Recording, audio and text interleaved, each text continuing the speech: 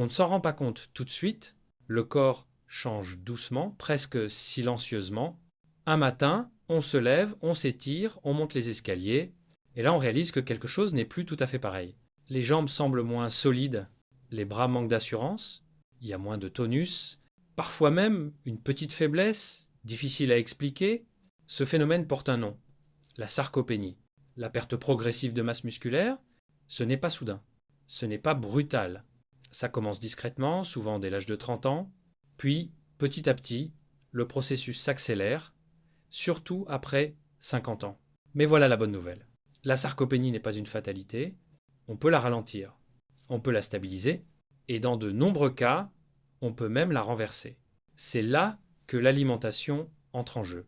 Car ce que nous mettons dans notre assiette peut devenir soit un frein, soit une arme puissante dans cette lutte contre la perte musculaire. Aujourd'hui, je vais vous montrer exactement comment l'alimentation peut devenir votre meilleur allié. Comment certains aliments nourrissent, protègent et reconstruisent vos fibres musculaires, tandis que d'autres les affaiblissent sans que vous en ayez conscience. Vous allez comprendre pourquoi votre corps perd du muscle avec l'âge et surtout comment lui redonner ce dont il a besoin pour rester fort, mobile et énergique. Installez-vous confortablement, on va entrer ensemble au cœur du fonctionnement du muscle et découvrir comment reprendre le contrôle, un repas à la fois. Partie 1. Pourquoi on perd du muscle?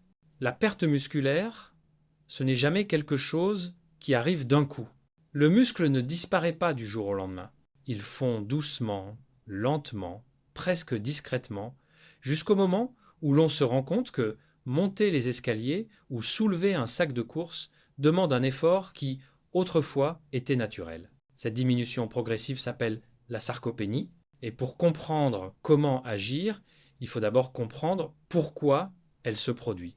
La sarcopénie s'installe pour 3 raisons principales. La première, c'est la baisse naturelle des hormones.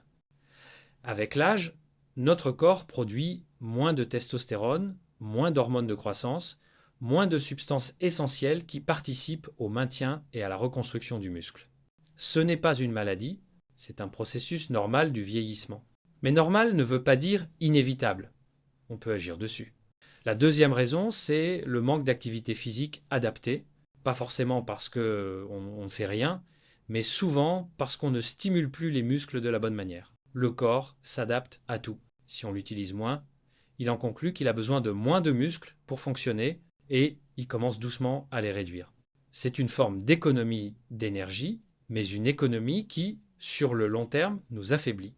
La troisième raison, est probablement la plus sous-estimée, des apports alimentaires inadéquats.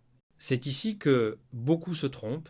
Ils pensent que pour reprendre du muscle, il suffit de manger plus de calories, plus de quantité, plus d'assiettes bien remplies. Mais c'est faux. C'est pas en mangeant plus que le muscle revient, c'est en mangeant mieux. En donnant au corps les bons nutriments, au bon moment, dans les bonnes proportions, car ce n'est pas la nourriture en elle-même qui construit le muscle, mais les éléments précis qu'elle contient, les acides aminés essentiels, certaines vitamines, certains minéraux et même certains types de graisses. Quand ces nutriments manquent, le muscle n'a plus ce dont il a besoin pour se réparer et se renforcer. Alors il diminue, jour après jour.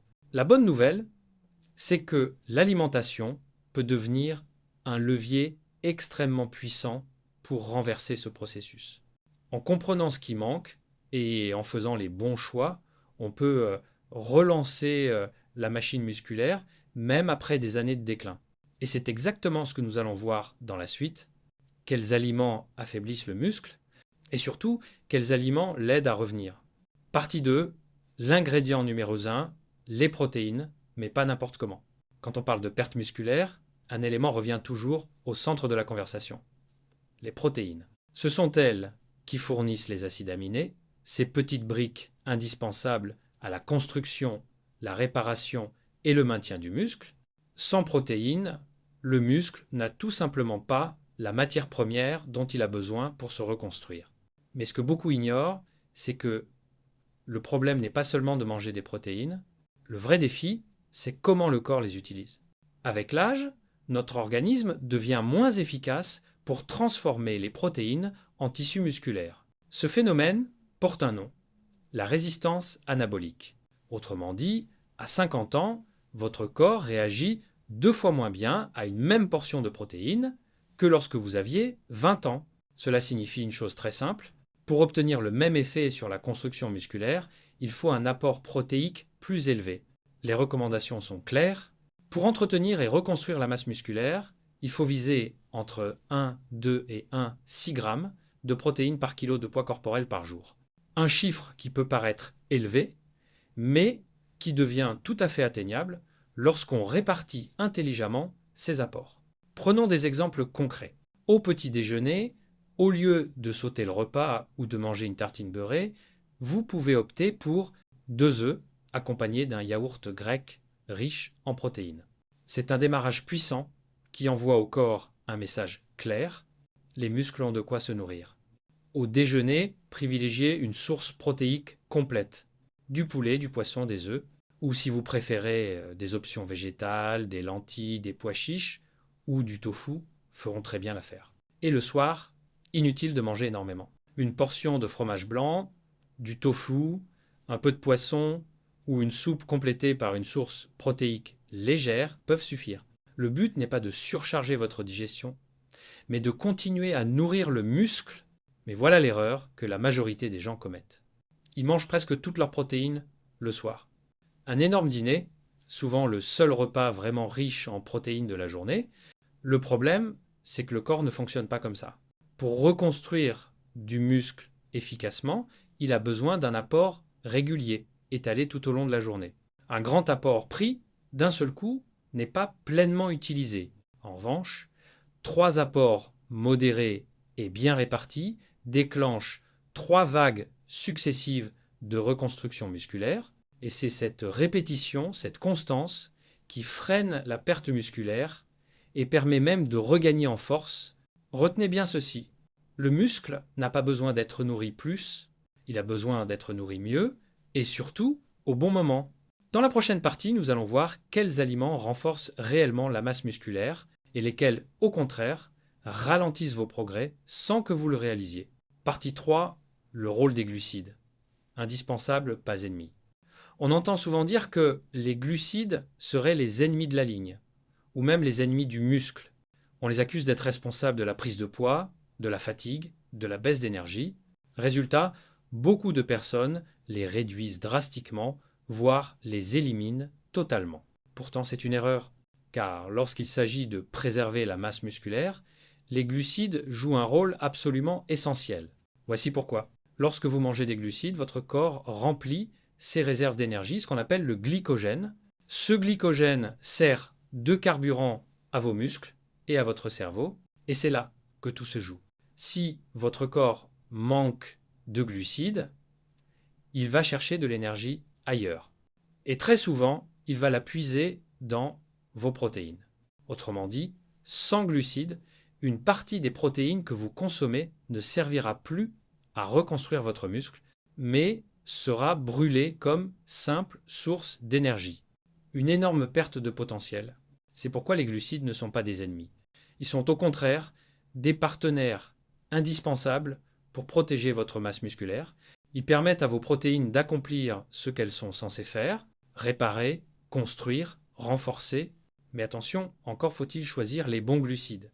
Les meilleures sources sont celles qui fournissent de l'énergie progressivement, qui stabilisent le taux de sucre et qui soutiennent la performance musculaire. Parmi elles, on retrouve le riz complet ou semi-complet, une source d'énergie stable, le quinoa, riche en fibres et en acides aminés, les patates douces, excellentes pour le muscle et la récupération, l'avoine, parfaite au petit déjeuner pour maintenir l'énergie sur plusieurs heures, et bien sûr les légumineuses, lentilles, pois chiches, haricots rouges. Elles combinent glucides lents et protéines végétales, un duo particulièrement efficace contre la perte musculaire. En revanche, certaines sources sont à limiter. Non pas parce qu'elles sont interdites, mais parce qu'elles apportent une énergie rapide, instable, qui fatigue le corps et ne soutient pas le muscle. Parmi celles-ci, les pains blancs et les produits raffinés, les pâtisseries, trop riches en sucre et pauvres en nutriments, et tout ce qui contient du sucre ajouté. Ces aliments provoquent des pics glycémiques brusques suivies de chutes d'énergie qui ne favorisent ni la performance musculaire, ni sa conservation. Le message à retenir est simple. Les glucides ne sont pas le problème. Ce sont les mauvais glucides, consommés au mauvais moment, qui posent problème. Choisir les bons glucides permet de stabiliser votre énergie, de soutenir votre activité physique et surtout de laisser vos protéines faire le travail qu'on attend d'elles. Construire du muscle plutôt que de servir de carburant. Dans la prochaine partie, nous verrons un autre élément fondamental, les graisses et leur rôle étonnant dans la préservation du muscle. Partie 4, les graisses, alliées de vos hormones. On associe souvent les graisses à quelque chose de négatif. On les imagine comme ce qu'il faut éviter pour rester en forme, pour garder la ligne ou pour mieux manger. Et pourtant, lorsqu'il s'agit de préserver la masse musculaire, les graisses jouent un rôle absolument central. Pourquoi ? Parce que vos muscles ne fonctionnent jamais seuls. Ils travaillent en permanence avec votre système hormonal et sans un bon équilibre hormonal, bâtir ou préserver du muscle devient très difficile. Les hormones les plus importantes pour la santé musculaire, la testostérone, l'hormone de croissance, mais aussi la vitamine D, dépendent directement de la qualité des graisses que vous consommez. Autrement dit, si votre alimentation manque de bonnes graisses, votre corps produit moins de ces hormones essentielles, ce qui entraîne une baisse du tonus, une perte progressive de force et une récupération plus lente. Les bonnes graisses, ce sont des graisses qui nourrissent vos cellules, vos muscles et vos hormones. On les retrouve dans quelques aliments simples, faciles à intégrer au quotidien. L'avocat, riche en acides gras monoinsaturés, qui participe à la production d'hormones et soutient la santé cellulaire. L'huile d'olive, véritable référence du régime méditerranéen, connue pour ses effets anti-inflammatoires et protecteurs. Les noix, les amandes et autres oléagineux, qui fournissent non seulement de bonnes graisses, mais aussi des minéraux essentiels comme le magnésium. Et bien sûr, les poissons gras, saumon, sardines, maquereaux, leurs oméga 3 sont parmi les nutriments les plus puissants pour réduire l'inflammation et favoriser la récupération musculaire. Car il y a un autre point crucial, les bonnes graisses diminuent l'inflammation. Et l'inflammation, même légère, est l'un des grands ennemis du muscle. Elle ralentit la réparation des fibres musculaires, augmente la fatigue et peut accélérer la sarcopénie si elle devient chronique.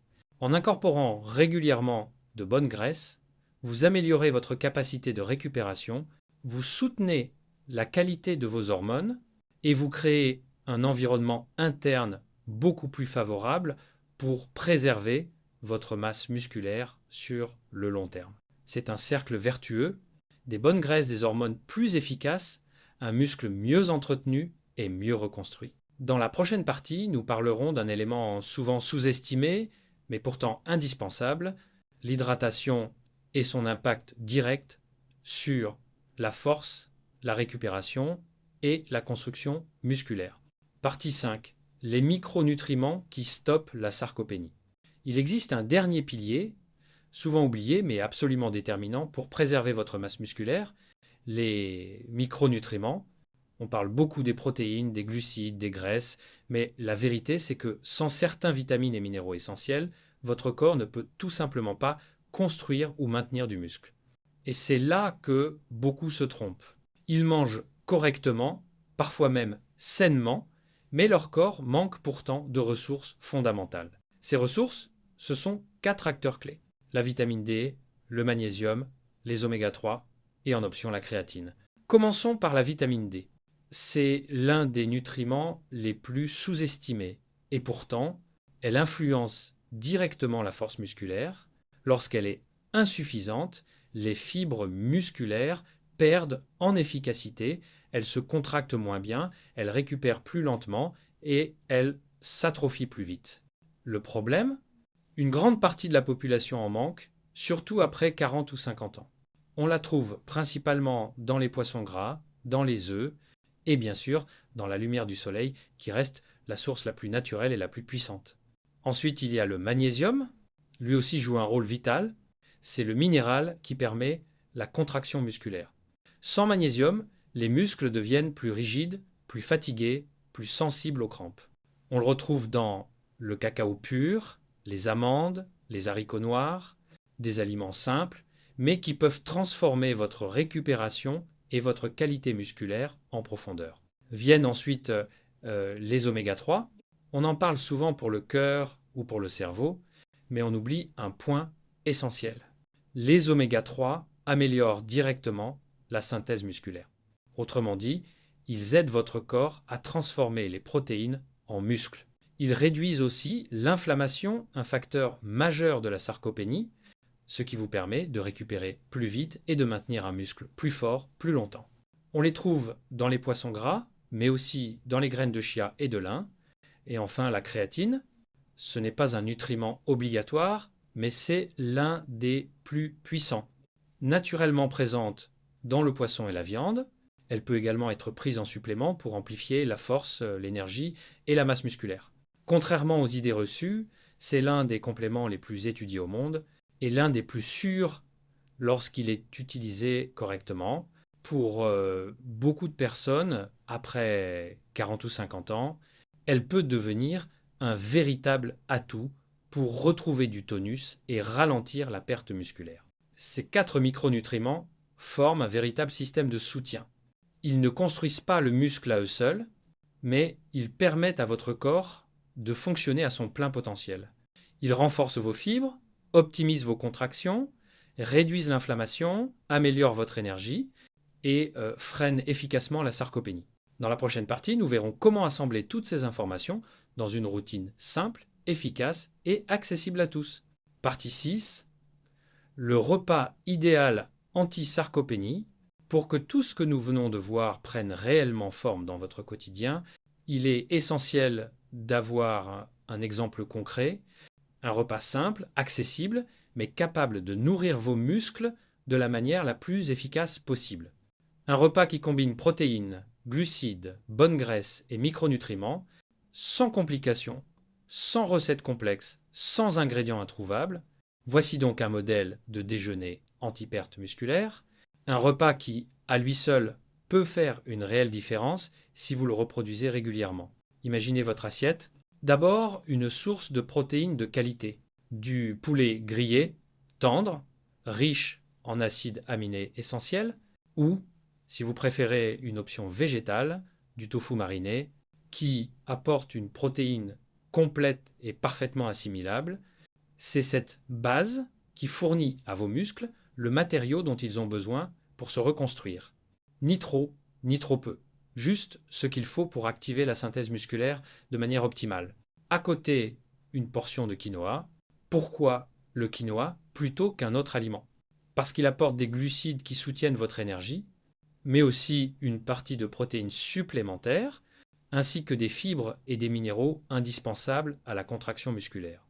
C'est une source d'énergie stable qui vous évite les coups de fatigue et qui permet à vos protéines d'être utilisées au bon endroit dans le muscle et non comme carburant. Ajoutez ensuite des légumes verts, brocolis, haricots verts, épinards, courgettes, peu importe lesquels vous choisissez, l'essentiel est dans leur densité nutritionnelle. Ils apportent vitamines, antioxydants et minéraux, les éléments qui protègent vos cellules musculaires contre l'inflammation et le vieillissement. Ils donnent de la vitalité et soutiennent la récupération. Vient ensuite l'élément souvent oublié mais absolument essentiel, une cuillère d'huile d'olive. Cette simple cuillère contient des graisses monoinsaturées qui nourrissent vos hormones, favorisent l'absorption des vitamines et soutiennent votre système musculaire à long terme. C'est un geste minuscule pour un impact immense. Et enfin, quelques noix. Juste une petite poignée, riche en oméga 3 végétaux, en magnésium et en fibres. Elle complète parfaitement votre repas en soutenant à la fois la contraction musculaire, l'énergie et la récupération. Le résultat? Un repas complet, équilibré, parfaitement pensé pour contrer la sarcopénie. Un repas qui ne surcharge pas l'organisme, qui se digère facilement, mais qui nourrit en profondeur. Ce déjeuner n'a rien de compliqué et pourtant il rassemble tout ce dont votre corps a besoin pour maintenir sa force, sa vitalité et conserver sa masse musculaire au fil des années.